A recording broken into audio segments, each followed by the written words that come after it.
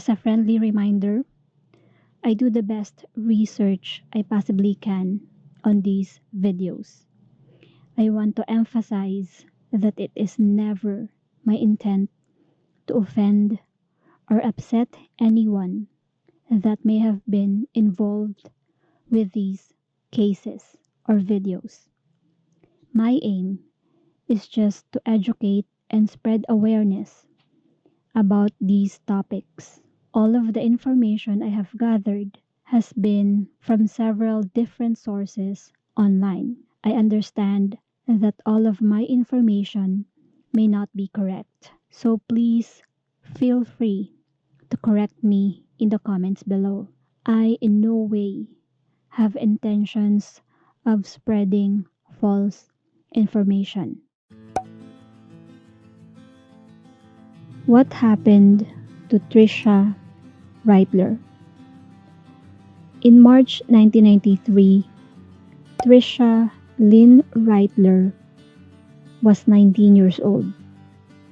She was a freshman psychology major at Indiana Wesleyan University in Marion, Indiana. Teachers described Tricia as a beautiful and brilliant student with a high grade point average, and that she has a bright future until she vanished without a trace. It's been 27 years. During the early evening of Tricia's disappearance on March 29, 1993, she was writing a term paper and decided to take a short break to walk to Marsh Supermarket, approximately half a mile from the university campus. According sa mga investigators, while nandoon siya sa Marsh Supermarket, she purchased a root beer and a magazine, and then returned to her dormitory in Bowman Hall. However, she never made it back. Her disappearance has been a puzzle that kept investigators baffled for 27 years now.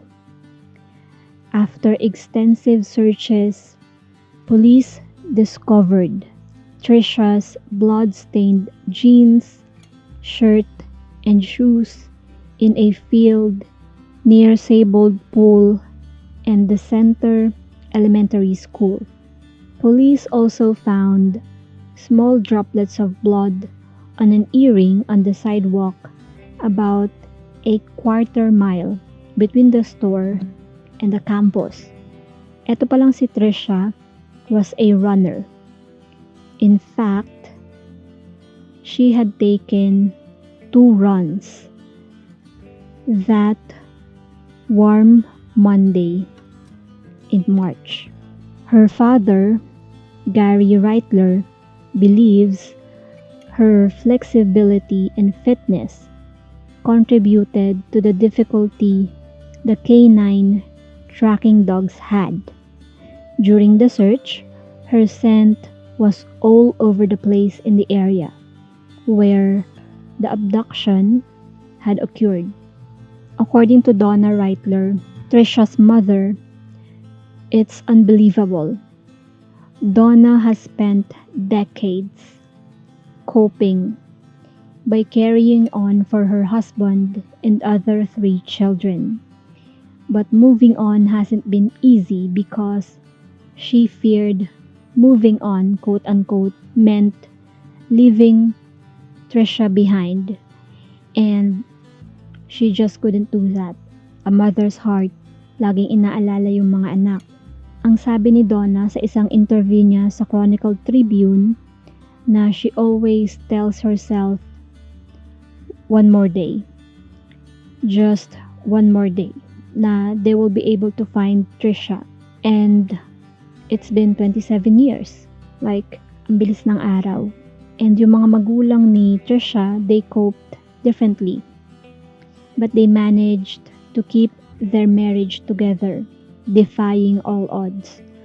Kasi karamihan sa mga ganitong cases, yung mga magulang, they eventually divorce. Gary has often worked alongside the law enforcement in search for his daughter. Trisha's disappearance has appeared on CNN, C-SPAN, Dateline, and even the Jerry Springer Show. People have also written books and even a movie made for television, but that doesn't matter to Gary and Donna. They just need answers. And until now, 27 years later, Trisha is still missing. According to the authorities, even though the investigation may seem at a standstill, the police says that they want to put Trisha's abductor in prison, but also want to find Trisha to ensure she is returned to her family where she belongs. It's something that Donna and Gary admit that they need too, a closure. The Reitlers and police have followed up on hundreds of leads over the years, and one person keeps coming up.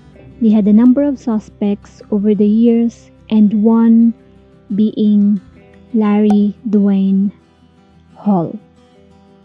If you remember, I've made a video previously about Lori Depis, and isa si Lori sa mga victims ni Larry, and police believed that Trisha is also a victim of Larry Dwayne Hall.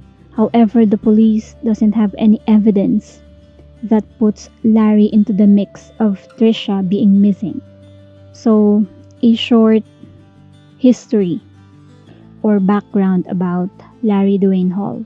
Larry is currently serving a life sentence at a medium security federal psychiatric prison in North Carolina for the 1993 abduction of Jessica Roach, a 15-year-old girl from Illinois. Her body was later found in the fall of 1993 in a cornfield in Indiana. Jessica was last seen at approximately 3:30 p.m. on September 20, 1993, riding her bicycle near her home in Georgetown, Illinois. Larry was never charged with Jessica's murder because police could not pinpoint where she was killed. According to federal court records, Larry signed a written confession that he kidnapped and killed Jessica Roach, but he has since recanted his confession.